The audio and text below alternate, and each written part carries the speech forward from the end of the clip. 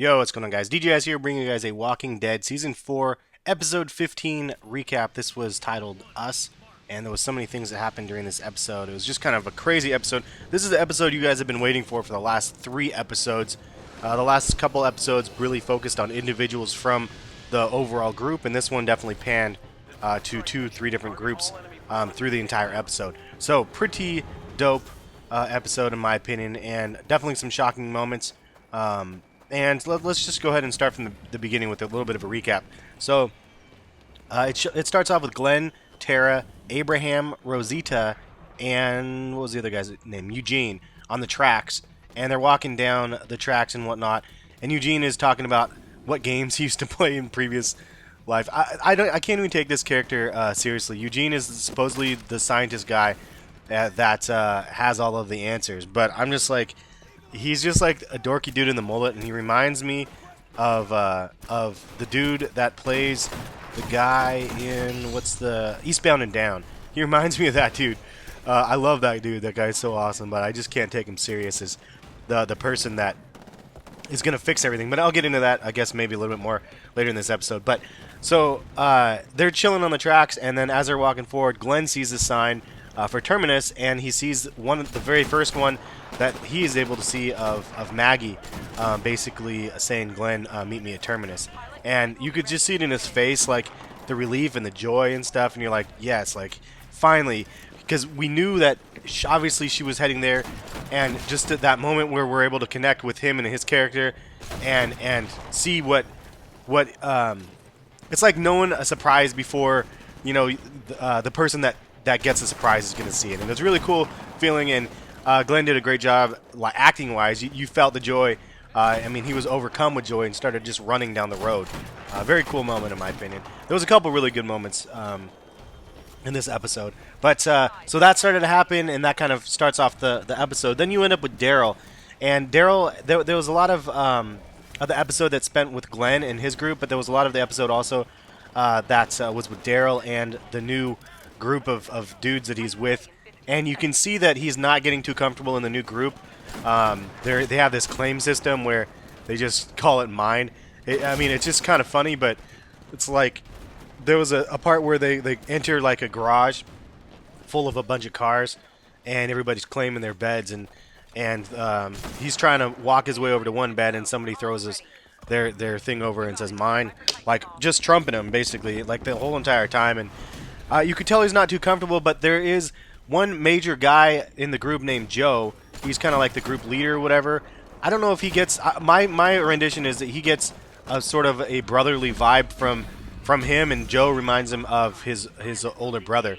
I mean, there was a part where he's like, well, Terminus, sanctuary for all. He's like, yeah, right. There, he's like, Daryl, there's no sanctuary for people like us. Like, people like us, he said. And so that was like kind of an interesting statement. The fact that he was mentioning, you know what, like we are different. We're never going to fit in. It brings Daryl back to a point where this is like him before the zombie apocalypse. And as he mentioned in the previous episode before he disclosed all this information to Beth, this is really just kind of like how he was. So interestingly enough, you see him kind of go back in the old ways. He's being defensive in the group. He doesn't really want to succumb and be part of the group, but he also knows that what if he doesn't see other people, and what if he doesn't find Beth? And that's the part I think we're left at now. We're like, where is Beth? Who took Beth?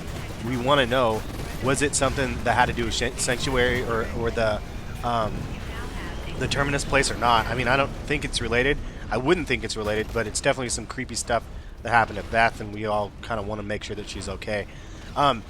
Moving on with a discussion about Joe, Joe actually discloses to Daryl that he's like, well, why are you guys heading over to Terminus or whatever? He said, well, there was a guy that tried to kill us, basically. He killed one of our men, left him, who left him turned in the house we were staying at, which was that same house that Rick was staying at. So obviously he's speaking about Rick. And then I was like, holy crap. That was that aha moment where I was like, dude, totally didn't even make the connection before that this is the same group of nomad dudes that Rick totally pissed off. So I was like, holy shit. So like that was dope to me. Like that was a really nice moment. where it was just super like, oh my gosh, like this is gonna get hairy, because obviously Daryl has knowledge of Rick, and he doesn't know that Rick is the one that kind of sabotaged these dudes. But I don't know. It's definitely going to be an interesting thing that's going to end up happening here, and I'm not sure how it's all going to go down at Terminus. But so anyway, there was that ended up happening. You get some sort of a vibe from Daryl, and kind of closing up on the Daryl conversation, that he's actually turning back to his old self. And what leads me to say that is there was a point where the guy like claimed his half of his rabbit, and he basically had no claim to it. But with these new rules that these guys are doing, he wasn't doing it right, and I guess he took half the rabbit. The guy that took half the rabbit planted the other half of the rabbit back on Daryl, and then basically wanted the dudes to kill him, to kill Daryl, because of him breaking their rules or whatever. The leader guy actually saw him plant the bag, or the rabbit in the bag, so the other guy ends up being the one shit out of luck, and the guy Joe ends up telling everybody to beat up the guy in defense of Daryl. And after they do that, like, they're leaving the area of the shop in the morning, and you can see that the guy's body is left there. And so they basically, I mean, they killed him. Like, I mean, they beat him to death, basically, from what it was leading us to believe. And then Daryl, like, with his old self, starts to instantly, because of what he learned with Beth, you take and you cover the deceased. So he was grabbing a sheet to cover him, and then he looked at him for a second, and then you just saw it in his eyes, and he ended up just leaving him. He just threw the thing back to the side, and he ended up not covering the body. So that kind of leads you to believe, like, well, I know what it's doing. It's obviously leading us to go, well, maybe he's turning, maybe he's going to be for the worst, or maybe he's not going to come through with all this. But Daryl, I mean, he's definitely going to come through and be one of the strong people in season 5. But it's an interesting kind of dynamic, that shift that you're seeing him go through, like positive vibes and then negative vibes, and his ups and his downs and stuff like that. And it's definitely a focal point that I think is worth paying attention to. Moving on, there's so much to cover, man. So Rick and Michonne and Carl are walking down the tracks as well, and Rick's like, we only have a little bit of water left, blah blah blah, and Michonne and Carl are like playing games. They're like trying to see who can stay on the tracks the longest without falling off and stuff, and they're both smiling ear to ear and laughing and like teasing each other and joking around and stuff. And Rick doesn't get mad. I like the fact that Rick, I mean, he was kind of like, we're gonna kind of take this serious a little bit, but he smiled a little bit too, because I think that it brings him a bit of joy to see his son smiling for the first time in forever. I mean, Carl was off the deep end, same as Michonne. They were both off the deep end, and now they have a reason to live in a sense. And they're heading down to Terminus, but more importantly, they have each other. So I think that's kind of a nice, refreshing moment. Anytime you get to see Michonne kind of smile is kind of nice. It's kind of weird too, because you're like, this is the same chick that's like a super ultra badass, but she's smiling ear to ear, just having fun. So it's nice to see a human side again of Michonne. Moving on. So Glen, now this is back to the meat and potatoes of the whole entire thing, and I'm gonna wrap this up. So Glen and the group end up trying to go down and trying to find Maggie. They hit an impasse where they hit a tunnel, and in the tunnel they run into a bunch of zombies. But in the tunnel is just Tara and Glen. Abraham, Rosita, and Eugene said, nope, we're not doing this. It's too dangerous in there. It's obviously, you can hear the echo. It's a long tunnel.